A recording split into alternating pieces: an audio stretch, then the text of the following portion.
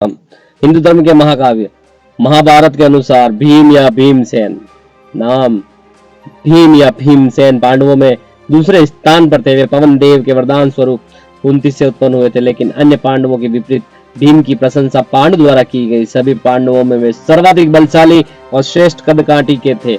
यह युधिष्ठिर के सबसे प्रिय सहोदर थे।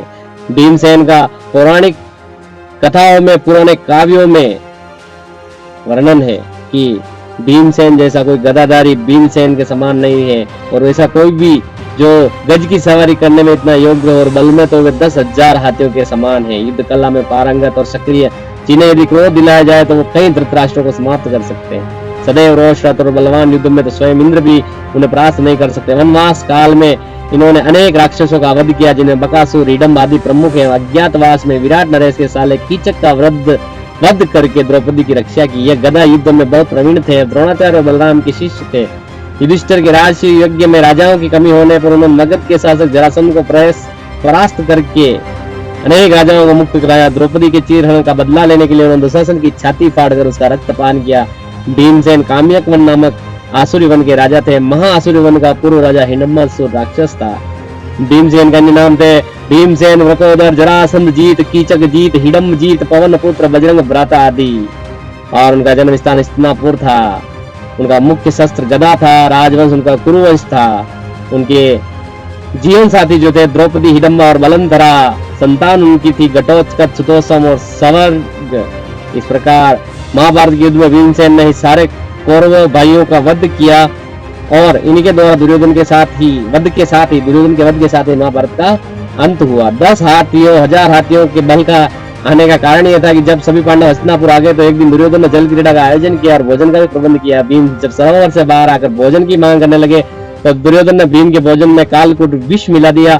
भोजन ग्रहण करने के बाद भीम बेहोश हो गए। दुर्योधन और दुशासन ने शकुनी के साथ मिलकर भीम को बेलों के साथ बांधकर गंगा में फेंक दिया। भीम बेहोशी में नागलोक जा पहुंचे। नागलोक में सर्पों द्वारा डसे जाने पर विष का प्रभाव कम हो गया। भीमसेन ने नागलोक के सभी सर्प राजाओं को पटक पटक कर मार डाला। यह सब देखकर सर्प नागराज तक्षक के पास गए। तक्षक ने भीम को दंड देने का आदेश दिया। उसी समय कुंती के नाना ने भीम को पहचान लिया और नागराज तक्षक से आग्रह करके भीम को अमृत सोमरस पिलाया। तक्षक ने भीम को बताया कि एक कटोरे में 1000 हाथियों का बल है। भीम ने 10 कटोरे अमृत सोमरस पिया, जिससे उनमें 10,000 हाथियों का बल आ गया। इस प्रकार भीमसेन का जो बल था उसका एक बहुत रोचक प्रसंग है कि भीम को जन्म देते ही कुंती उसे पांडु के पास ले गई। पांडु भीम को देखकर ध्यान लगाने चल दिए। कुंती पांडु की प्रतीक्षा करते हुए कुटीर के बाहर बैठी हुई थी कि उसी समय वहां एक बाघ आ धमका। बाघ को देखकर कुंती बहुत डर गई। कुंती को यह तक याद रहा कि भीम उनके हाथ से छूट गया है। कुंती जब भीम को ढूंढते हुए पांडु की कुटीर के पास गई तो उन्होंने देखा भीम एक शिला पर गिरा हुआ था, लेकिन उस शिला के भी टुकड़े टुकड़े हो गए। पांडु ने यह सब देखा तो उसका नाम भीम दिया। भीम का जन्म जो हुआ युधिष्ठिर के जन्म के बाद हुआ, और पांडु बहुत प्रसन्न हुए। उन्होंने अपनी पत्नी कुंती से एक बलवान पुत्र की मांग की। कुंती ने पवन देव की सहायता से भीमसेन को जन्म दिया। इस प्रकार भीमसेन बहुत ही